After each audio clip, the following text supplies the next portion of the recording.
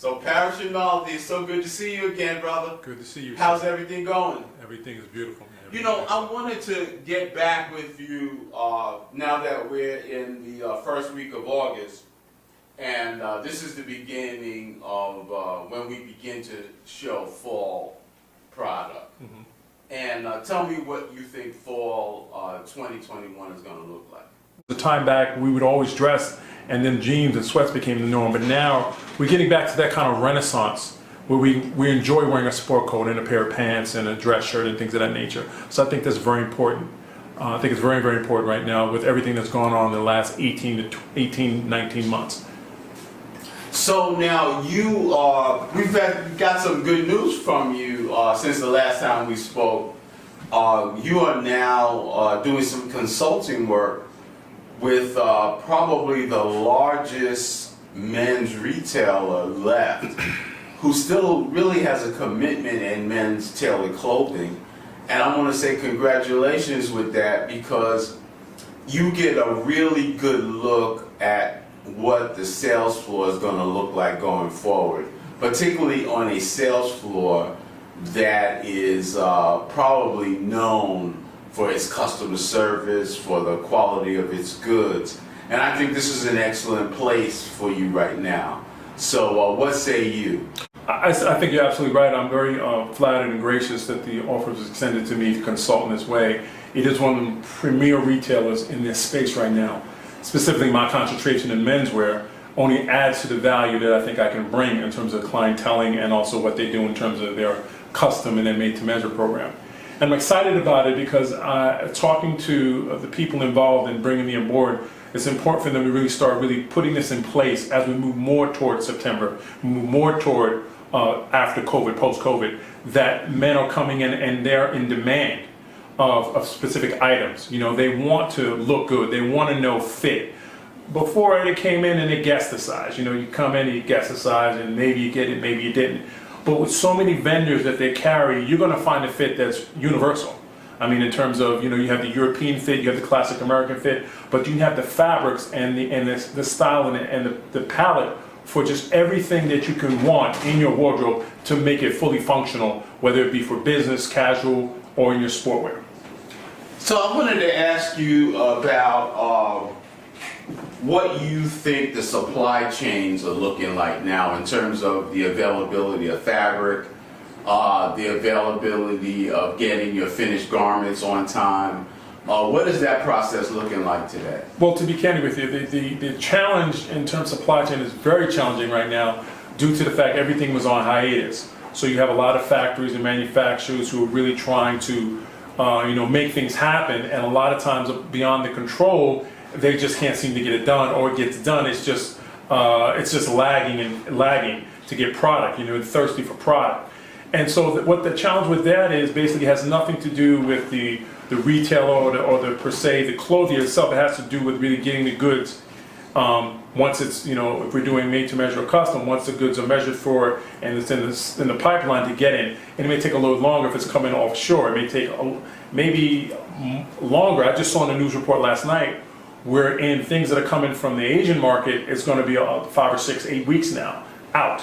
Nothing we can do about that. It's just the way it is. You know, it's just that the supply chain is really clogged right now because there's so many people or so many vendors or retailers, independents like myself, that need to get product to our consumers, and we're really vying for that space.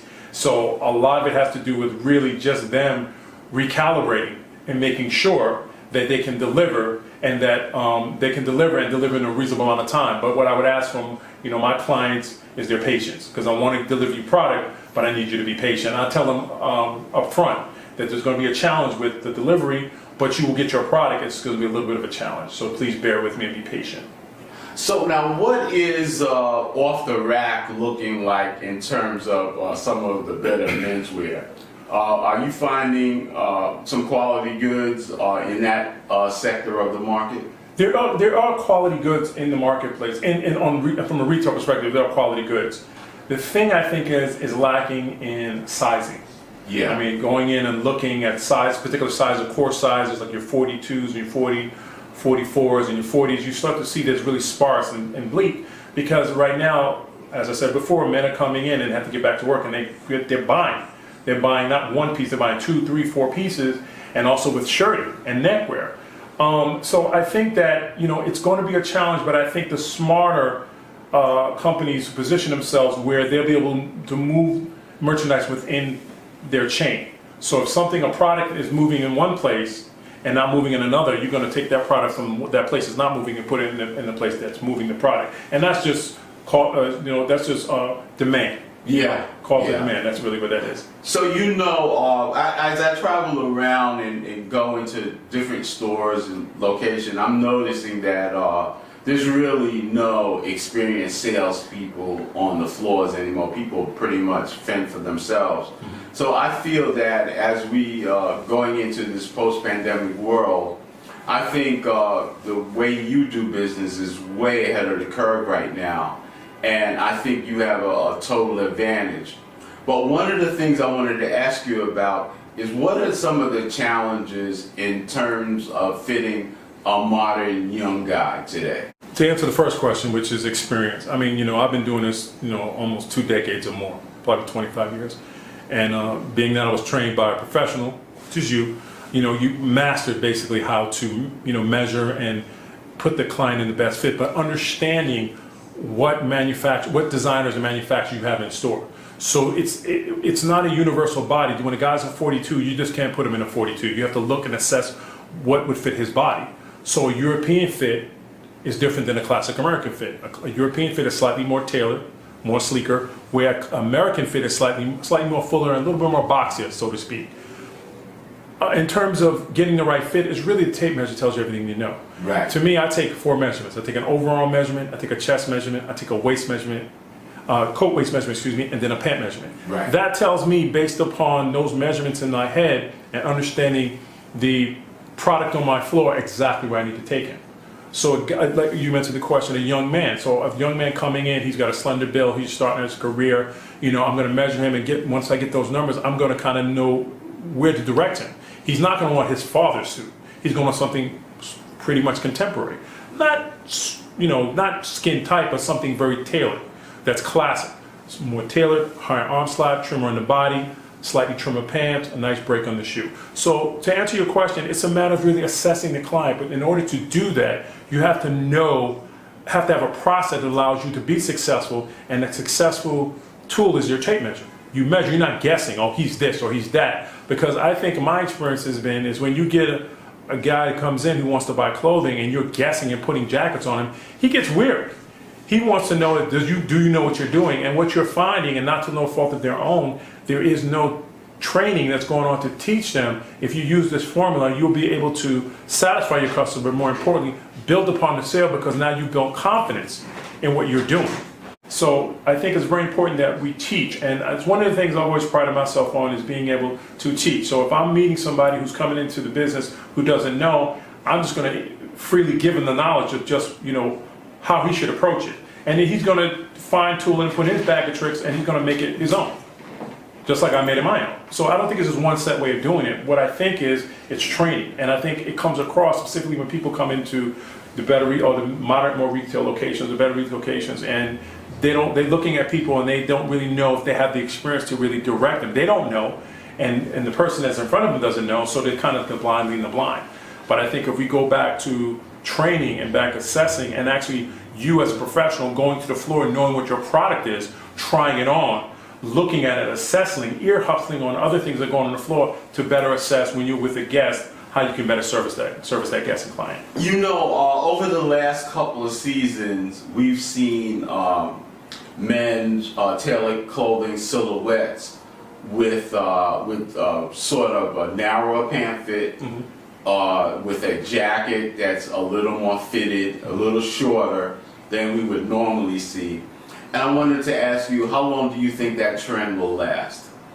I think the trend for tailored clothing is the finer tailored clothing will be around a long time. I think that the young men who are coming into the workplace right now desire clothing that looks good, that's current, but not your father's suit. Right. You know, when we think of a father's suit, we're thinking about the boxy shoulders and the billowiness and the jacket and the shirts. these young men are really taking good care of themselves. They're going to the gym. They're dieting. They're make more healthier choices when it comes to eat. So they want to reflect on how they look. So when they come into the store, they need to know that when they come to the store, specifically their favorite retail store, that there is something they can get. So to answer your question, I think the silhouette is very important. It's going to be consistent. The other end of the spectrum is the more fashion forward, where the garment is going to be very fitted to the body. So you can do that, but I tend to try to stay kind of in the middle. Yeah. So I stay in the middle where we have that kind of nice, clean silhouette.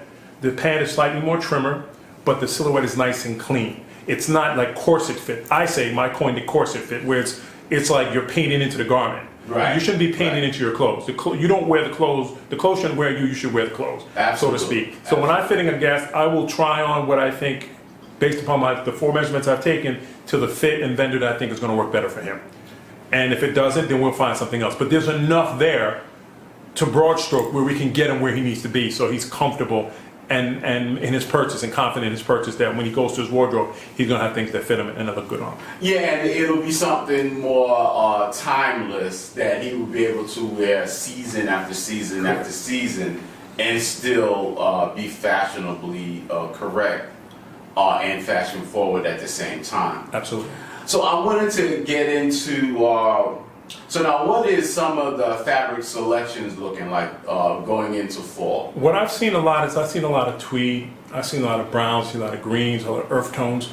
But I think what's going to be popular is basically coats. I think coats are going to be very popular, specifically on my end, custom coats. You guys want to do custom coats because we spent the year indoors, so now either we've outgrown the coat or the coat to us is not as current as we like to be, so we want to get something more current. In terms of color palette, I think the color palette is grown. I don't think it's really one color over another. I think it's personal preference. I think there's a gauge in terms of what's current for a season, but really at the end of the day, when we're talking about menswear, I think I err on the more side of being more modern classic, basically. With a contemporary feel, but modern classic. So when you go to the wardrobe, you have that navy, you have that gray, you have that charcoal suit that fits you. And if you want to take that suit and make it a transitional piece, you can put an underpinning of a turtleneck or a nice long sleeve polo, merino wool polo under it. Looks very nice. And as opposed to wearing a loafer, you can wear a nice chukka boot or something like that. Yeah, right. Yeah. Parrish, I want to concentrate on the garment that you're wearing right now because it happens to be one of my favorites. Okay. Your single-breasted peak lapel with the ticket pocket, kissing buttons. Talk about these particular bells and whistles on the garment in terms of what the lapels are going to look like, where the gorge is going to land, the button stands, and what buttons on the sleeve will look like in terms of functional buttonholes or kissing buttons. Where will those particular items and features land in fall of 2021? Okay, well, again, this is custom to me is more of kind of buffet style. You select the fabric and then you pick all the style options. For example, this is a Super 150s lightweight wool summer suit plaid, right? And as you can see, I kind of made it a little bit more punchy. I made it more fashion forward. And by doing that, I did a slightly wider lapel, as you can see. Tom Fordish. Took the idea from Tom Ford. Okay, made it a two-button classic. To make it slightly more edgy, I did a functional button on the sleeve, but I accented with colors just to pull out the gray in the suit. Exactly. And then I angled the pockets along with the ticket pocket, right? And then the side vents, of course. The more decorative thing inside is the lining. The beautiful lining inside. Right. And then also with my custom suits, I wear suspenders and I also get side tabs on my side tabs. Okay. Right. These are, like I said, when I work with a client or a guest, essentially what I want to get from them is what they're looking to do. And then I'll suggest things. And then we kind of a buffet style, we pretty much pick what we want. Now, what I can tell you in terms of width lapel, peak lapel has been very popular. And for the past several seasons, narrow lapel has been very popular. Yeah. But what you're finding is that narrow lapel is getting wider. Exactly. Or 4.5 to maybe a 5 inch. Yeah. So it's slightly fuller. Now, in terms of the width of lapel, I gauge it by the client I'm in front of. For somebody who has a wider frame, I'm going to give them a slightly wider lapel. So somebody who has a narrow frame, I'm going to give them a slightly more narrow lapel. Right. It depends upon who I'm in front of, because maybe everything is proportion. And that's what I try to tell most gentlemen. When you're designing your clothes, or we're designing your clothes together, everything needs to be proportioned to how you look. Yeah, yeah. How you look. So in terms of bells and whistles, it's really just a kind of a buffet style of how you can really do it. It's really no right or wrong. It's what you want. My job is to present it to you and then, help guide you in terms of the signature look you're trying to get, but give you things that are functional that look good on you. Doesn't kind of look clownish or buffoonish. Right. That's my job. Right. And I take that very seriously. So going into fall 2021, when a man steps into his closet to make an evaluation what he's going to add, what advice would you give to that person? Well, I think, it's very important that, we've been locked up for about 18, 19 months right now, moving in closer. And I think that we need to really assess our wardrobe in terms of fit. So I tell most guys, one of the things, specifically if you're going to a retail environment, you really need to take the time to try things on. Most men don't do that. They get a size in their head and they're on that size.